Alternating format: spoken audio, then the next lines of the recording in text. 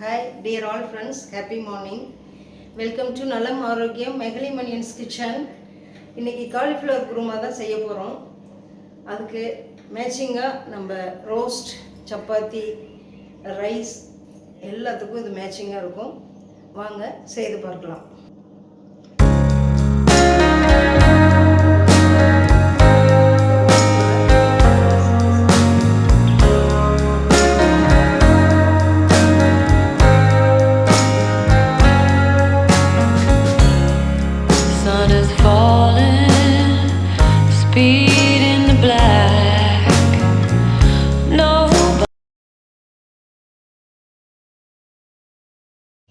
இதற்கு தேவையான பொருட்கள்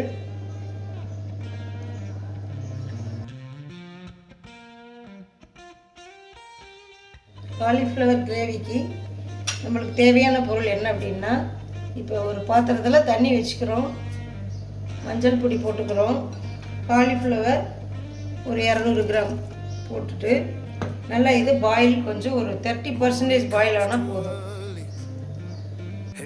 வானலியில் தேவையான நம்ம ஆயில் போட்டுக்கிட்டோம். இப்போ இதோட சோம்பை ஃபஸ்ட்டு தாளிச்சிக்கலாம்.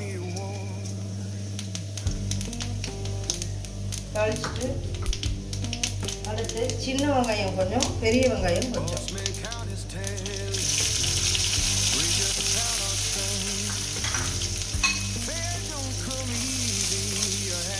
ஒரு பாதி வெங்காயம், பெரிய வெங்காயம், சின்ன வெங்காயம் ஒரு 100 கிராம்.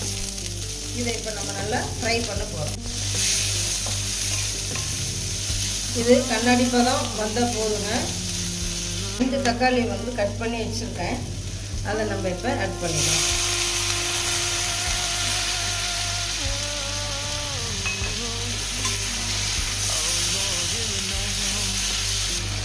இதுக்கு தேவையான உப்பு கொஞ்சம் இப்போ போட்டுக்கலாம். மஞ்சள் பொடி போட்டுக்கலாம். இப்போ இதோட சில்லி பேஸ்ட் ரெடி பண்ணி வச்சுருக்கேங்க, அது ஒரு ஸ்பூன் போட்டுக்கலாம். காரம் உங்களுக்கு எவ்வளவு தேவையோ அந்த அளவுக்கு போட்டுக்கலாம். கரம் மசாலா ஒரு 1/2 டீஸ்பூன், மல்லித்தூள் ஒரு 2 டீஸ்பூன், சின்ன ஸ்பூனில் 2 ஸ்பூன், மிளகு சீரகம் ஒரு 1/2 டீஸ்பூன். இது நல்லா இப்போ ஃப்ரை பண்ணிக்கலாம். சின்ன சின்னதாக அரிஞ்சு போடுங்க, சீக்கிரமாக வெந்துடும். இப்போ இதோட நம்ம கொத்தமல்லி இலைகளை கொஞ்சம் சேர்த்துக்கலாம்.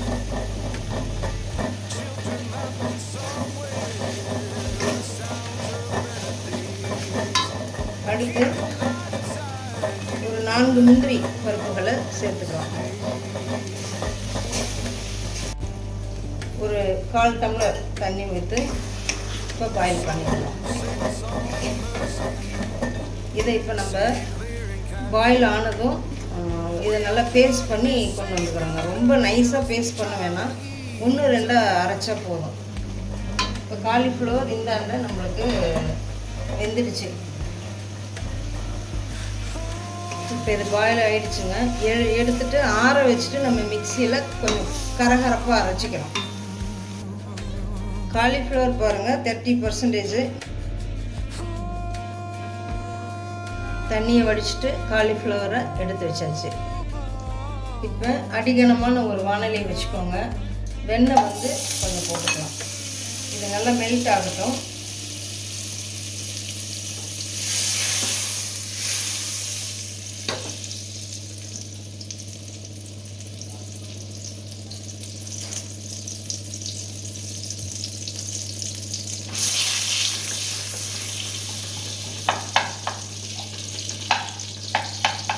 அடுப்பை சிம்மில் வச்சுட்டு தான் நம்ம இதை பண்ணணும், இல்லைன்னா ரொம்ப கருகிடும். இப்போ இஞ்சி பூண்டு பேஸ்ட்டு போட்டுக்கலாம்.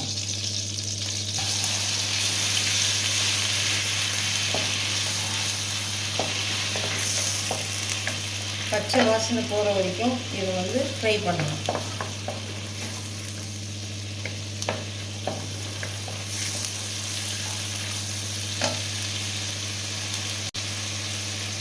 கொஞ்சமாக புதினா இலைகள் போட்டுக்கலாம்.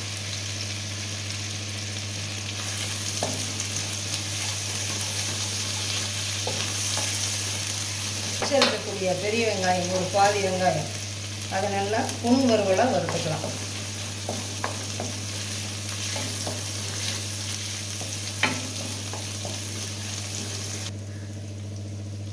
போதுங்க, வெங்காயம் வதங்கிடுச்சு. இந்த ஸ்டேஜில் நான் முந்திரி பருப்பு ஒரு 5 பருப்பு எடுத்து சின்னதாக பொடி பண்ணி இதில் போட்டு அதையும் வறுத்துக்கிறேன்.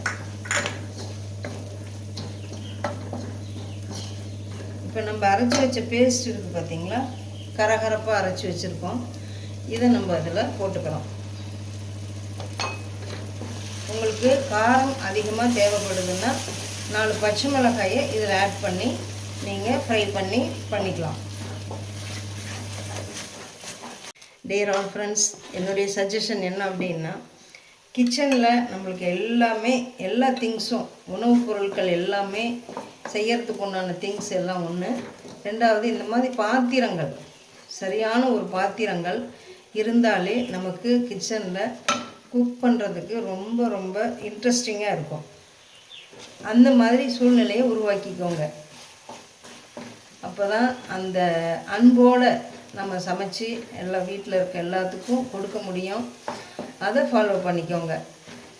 ரெண்டாவது, நம்ம சமைக்கக்கூடிய உணவுப் பொருள் எல்லாமே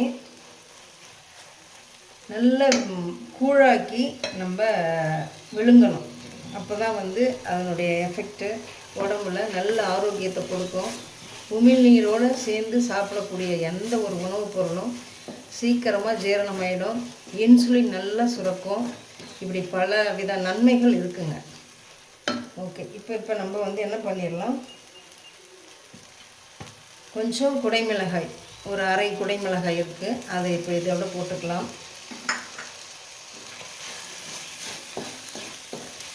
காலிஃப்ளவரில் மஞ்சள் போட்டு வேக வச்சுருக்கோம். அதை நம்ம இப்போ இதில் ஆட் பண்ணிக்கலாம். காலிஃப்ளவர்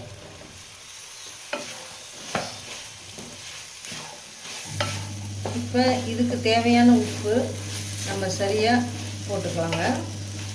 இப்போ இதை டேஸ்ட் பண்ணி பார்த்துட்டு உப்பு கம்மியாக இருந்தால் நம்ம உப்பு கொஞ்சம் ஆட் பண்ணிக்கலாம்.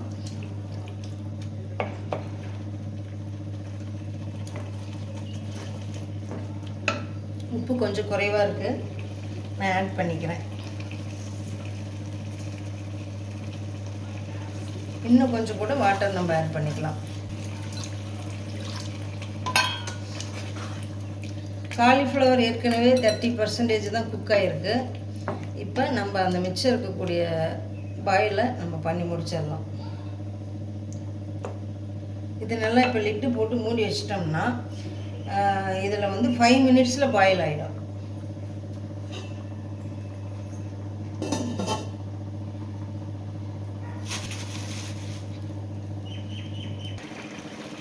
இப்போ இந்த ஸ்டேஜில் பாருங்கள், கஸ்தூரி மேத்தி கொஞ்சம் மேலே போட்டுக்கலாம். கொத்தமல்லி தழை கொஞ்சம் போட்டுக்கலாம். இது எண்ணெய் நிறைய ஊற்றி செஞ்சிங்கன்னா எண்ணெய் திரண்டு வரும் பொழுது இறக்கிடுங்க, அதுதான் பக்குவம்.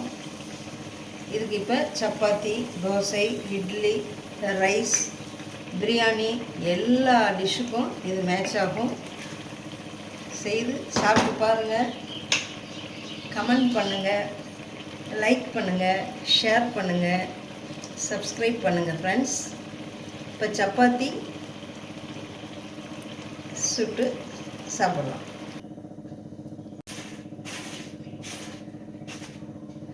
இதில் நம்ம அந்த வெண்ணெய் பட்டர் இருக்குது இல்லைங்களா, அதை நம்ம தடவி சாப்பிட்டா ரொம்ப நல்லாயிருக்கும். நார்த் இண்டியன்ஸ்லாம் அப்படி தான் ஹெல்த்தியாக வச்சுக்குவாங்க. நெய் ரோஸ்ட் இதுக்கு ரொம்ப ஷூட் ஆகுங்க. பாருங்கள், ரோஸ்ட் ரெடி.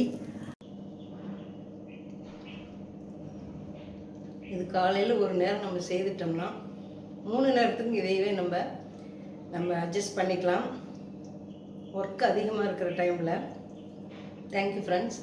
செய்து சாப்பிடுங்க, கமெண்ட் பண்ணுங்கள், ஷேர் பண்ணுங்கள், சப்ஸ்கிரைப் பண்ணுங்கள். தேங்க்யூ.